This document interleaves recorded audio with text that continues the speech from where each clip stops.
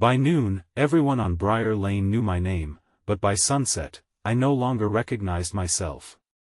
I had become the man who fixed broken porch lights, carried grocery bags, listened to late-night tears, changed flat tires, opened stuck windows, and smiled even when my own heart was quietly falling apart. I thought saying yes made me kind. I thought helping every lonely woman on my street made me useful. But I never imagined that kindness, without boundaries, could become a cage and that one day, the people I tried to save would be the ones watching me break. If you believe in kindness, second chances, and the quiet people who give more than they receive, please like, comment, share, and subscribe to Lifeline Diaries. Your support helps stories like this reach the hearts that need them most. My name was Arman Vale, and Briar Lane was the kind of peaceful street people dreamed about when they were tired of noise. In the morning, sunlight slipped through the maple trees like warm honey, birds gathered on telephone wires, and sprinklers clicked across front lawns while neighbors waved from porches with coffee mugs in their hands. It looked perfect from the outside. But behind those painted doors were people carrying grief, loneliness, disappointment, and secrets they rarely spoke aloud. I learned that slowly, one favor at a time. It started with Mrs. Odelia Crane, a retired school principal who lived 3 houses down. Her husband had passed 2 years earlier, and since then, her blue shutters had faded, her garden had grown wild, and her mailbox leaned like it was tired too. One bright Tuesday morning, I saw her struggling to drag a trash bin to the curb. I stopped my car, got out, and helped her. She thanked me with trembling eyes, and the next day she brought me lemon bread wrapped in foil. After that, she would call whenever something small went wrong. A loose cabinet handle. A smoke detector battery. A leaking hose. I never minded. She reminded me of my mother, and helping her made the street feel warmer. Then came Maribel Knox from across the road, recently divorced, raising 2 little boys while working from home. Her lawn mower died one Saturday afternoon, so I fixed it. Then her fence gate jammed, so I repaired that too. Then she asked if I could look at her garage shelves because she was afraid they might collapse. Each time, she stood nearby with tired eyes and a grateful smile, telling me how hard it was doing everything alone. I understood that kind of exhaustion. My father had left when I was young, and I had watched my mother pretend not to need help until her hands shook from carrying too much. Soon, others began asking. Syra Bell needed help moving furniture after her daughter left for college. Nadine Rowe needed someone to drive her to a doctor's appointment because her sister cancelled. Beatrice Wynne asked me to assemble a patio bench. Calla Mercer wanted help hanging curtains. I became the man everyone trusted. At first, it felt meaningful. I worked at a small hardware store during the day, and after my shift, I returned to Briar Lane to fix, lift, carry, tighten, paint, listen, and reassure. Daylight became my schedule. Morning errands, afternoon repairs, evening check-ins before the sun dipped behind the rooftops. People praised me. They called me a blessing. They said men like me were rare. And because I had spent so much of my life feeling invisible, those words filled a hollow place inside me. I did not realize I was becoming addicted to being needed. My own house slowly started falling behind. The porch railing I meant to sand remained rough and splintered. The kitchen sink dripped at night. Laundry piled in corners. Bills sat unopened on my table. I stopped calling old friends because I was always rushing to someone else. I missed my cousin's birthday lunch because Nadine needed help choosing a new water heater. I skipped a dentist appointment because Maribel's youngest had a fever and she needed someone to pick up medicine. Every yes I gave someone else became a no to myself, but I kept pretending I was fine. The first sign that things had gone too far came on a bright Thursday afternoon in late spring. I was fixing Odelia's porch step when Syra walked over with a basket of folded towels and asked if I could stop by later because her upstairs window would not close.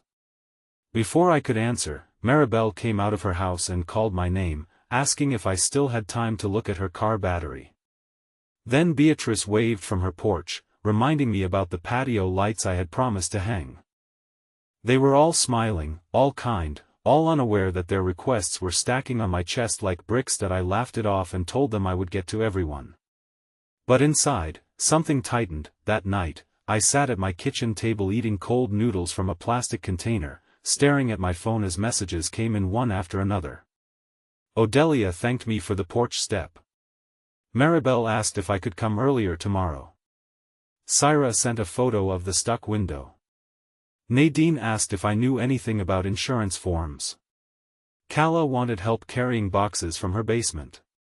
My phone buzzed until the sound felt like a demand. For the first time, I did not feel kind. I felt trapped. The next morning was sunny and warm, the kind of day that made the whole street glow. Children rode bikes near the curb, delivery trucks hummed past, and laundry fluttered on backyard lines. I should have felt peaceful, but I woke with a headache and a heaviness behind my eyes. At work, I dropped a box of screws and snapped at a customer who asked a simple question. My manager, Mr. Penn, pulled me aside and told me I looked worn out. I smiled and said I was just tired. That had become my answer to everything. By noon, my phone rang. It was Maribel. Her voice shook as she said her washing machine had flooded the laundry room. I left work early without thinking, even though I could not afford to lose hours. When I arrived, water spread across her tile floor, soaking towels and children's socks.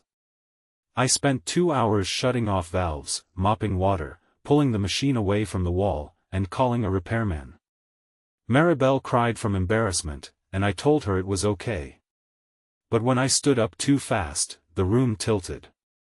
I gripped the counter until my vision cleared. She noticed and asked if I was all right. I said yes, because yes was the only word I seemed to know. That afternoon, while walking home, I passed my own front yard and saw my grass high, my mailbox rusted, and my porch light still broken. My house looked abandoned though I lived inside it. That image stayed with me. I had kept everyone else's home standing while mine quietly slipped into neglect. And maybe my house was not the only thing. The breaking point came 2 days later during Briar Lane's annual spring picnic. It was held in the little green space at the end of the street, under broad trees where sunlight fell in soft patches on picnic blankets and folding tables. Everyone brought something. Odelia made pies. Syra brought pasta salad. Maribel brought lemonade and paper cups. It should have been a happy day. But I arrived late, carrying a toolbox instead of food, because I had spent the morning fixing Beatrice's gate. As soon as I walked in, 3 people called my name. Someone needed help lifting a cooler. Someone wanted me to check a loose table leg. Someone else asked if I could look at a bicycle chain. They did not mean harm. They were simply used to me stepping in. But standing there in the bright afternoon, surrounded by laughter, I suddenly felt invisible again. Not as a lonely child this time, but as a grown man who had taught everyone to see his hands before they saw his heart. Then Odelia noticed my face. She was sitting under a tree in a pale yellow cardigan, watching me with the sharp eyes of the principal she once had been. She called me over and asked when I had last rested. I tried to joke, but my voice cracked. She took my hand, and that small gentle touch nearly broke me. I looked away, ashamed of the tears rising in my eyes. Before I could answer, Maribel called from across the grass, saying one of the folding chairs had pinched her son's finger. I moved automatically, but Odelia held my hand tighter. For the first time since I had known her, she said no for me. She told Maribel that someone else could handle it. The whole picnic seemed to quiet for a second. Not because she was rude, but because nobody had ever heard my help refused. I sat beside Odelia under the tree while another neighbor helped the boy. My chest felt strange, half guilty and half relieved. Odelia looked at me and said that loneliness can make people reach for the nearest kind person, but kindness does not mean letting everyone take pieces of you until nothing is left. Her words landed deeper than I wanted them to. I stared at the grass and realized I had been using their needs to avoid my own emptiness. Every favor made me feel wanted. Every thank you covered the fear that without being useful, I might not matter. That evening, after the picnic, I walked home slowly in the golden light. Briar Lane looked beautiful, but different. For the first time, I saw not just the lonely women who needed help, but the man who had been hiding inside their needs. I entered my quiet house and did something I had avoided for months. I sat still. No tools. No phone. No rushing. Just silence. And in that silence, I finally admitted the truth. I was exhausted, lonely, and scared that if I stopped saying yes, people would stop loving me. The next morning, I made a decision. My hands shook as I wrote a message to the women on the street. I told them I cared about them deeply, but I could no longer be available for every request. I said I would still help in emergencies, but I needed time for my own life, my own home, and my own health. I stared at the message for 10 minutes before sending it. When it finally went out, I felt like I had thrown a stone through a window. The responses came slowly. Syra apologized first. She said she had not realized how much she was asking. Nadine sent a heart and said she understood. Beatrice said she felt embarrassed but grateful for my honesty. Maribel did not respond for several hours, and that silence hurt more than I expected. I spent the day repairing my own porch railing, each scrape of sandpaper feeling like a small act of returning to myself. By afternoon, Maribel knocked on my door. Her eyes were red, and for a moment I feared she was angry. But she held a plate of sandwiches and said she was sorry. She admitted she had leaned on me because she was afraid of being alone after her divorce. She said my help had made her feel safe, but she had forgotten that I was a person, not a safety net. We sat on my unfinished porch in the daylight, eating sandwiches while her boys played in the yard. For once, she did not ask me to fix anything. She simply stayed. Over the next weeks, Briar Lane changed. Not perfectly, but honestly. Odelia started organizing a rotating help circle where everyone contributed what they could. Syra was good with paperwork. Nadine loved cooking. Beatrice knew gardening. Maribel could sew, budget, and calm crying children better than anyone. I taught some neighbors simple repairs on Saturday mornings instead of doing everything myself. We laughed over crooked screws and paint stains. The women who once waited for me to save them began saving each other, and I began saving myself. I reopened my sketchbook, something I had abandoned years earlier. I fixed my kitchen sink. I called my cousin and apologized for missing his birthday. I took walks in the morning without my phone. I learned that rest did not make me selfish, and boundaries did not make me cruel. The people who truly cared did not leave when I stopped being endlessly available. They came closer, because for the first time, they were meeting the real me, not just the helpful version I had built to earn affection. One bright Saturday, the whole street gathered outside my house. I thought someone needed a repair, and old panic rose in my chest.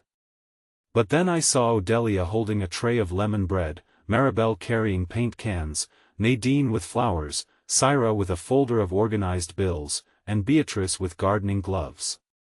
They had come to help me. Together, under the warm afternoon sun, they painted my porch, trimmed my lawn, fixed my mailbox, planted marigolds, and replaced the broken porch light. I stood there watching my neglected home come back to life, and something inside me softened. Near sunset, when the work was done, we sat on the porch steps drinking lemonade. Odelia smiled and said the street looked brighter now. I looked down Briar Lane and realized she was right.